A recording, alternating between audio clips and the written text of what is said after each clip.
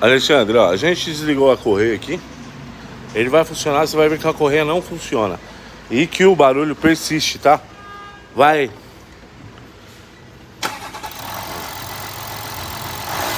Tá parada as polias, ó.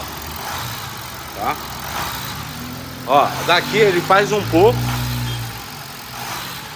Quando a gente vem aqui embaixo, ó.